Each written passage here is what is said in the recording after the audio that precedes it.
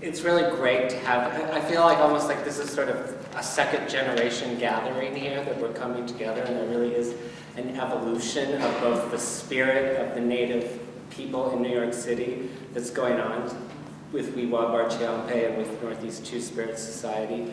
And it's very rewarding to me to be now part of, having been a part of both of those groups, and to have so many of my old good friends here, as well as the new kids. I'm just so grateful and happy that I was able to bring this here and share it.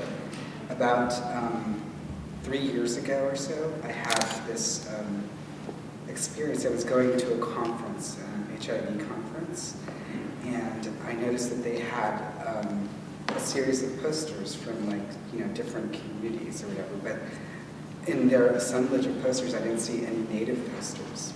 It sort of stuck in my mind. And I thought, wouldn't it be great if someone make a collection of posters and exhibit them for the Native community? I collected probably about 25 posters myself.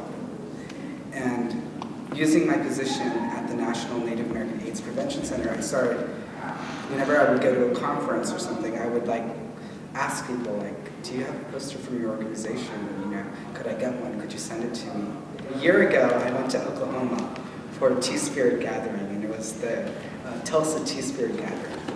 And I talked to people about this dream that I had of doing this poster exhibit, and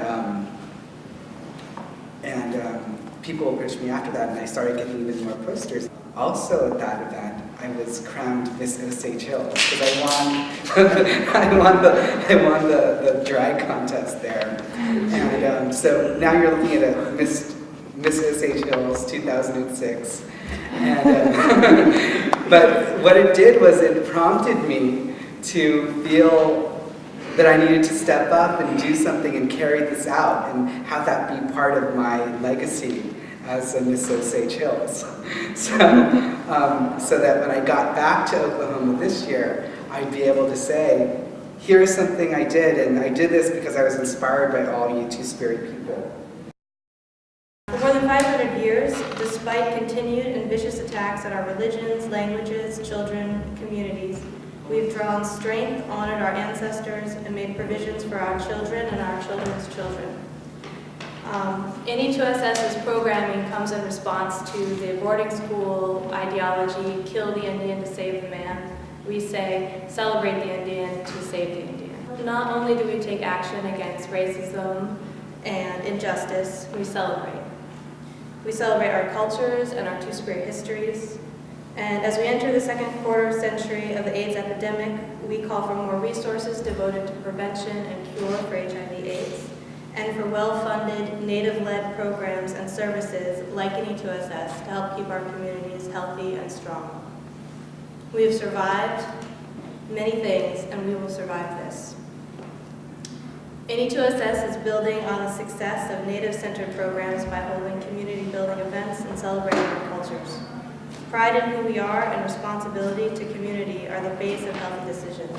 In seeing the images and seeing HIV/AIDS prevention and messaging with the Native face to a Native face is phenomenal. And I think that we have to have more of these images. Not only about HIV/AIDS, and I know that Melissa and Kevin and the leadership of the Northeast Two-Spirit Society, what we do is we always back sell things.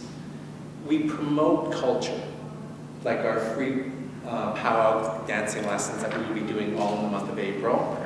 Thank you.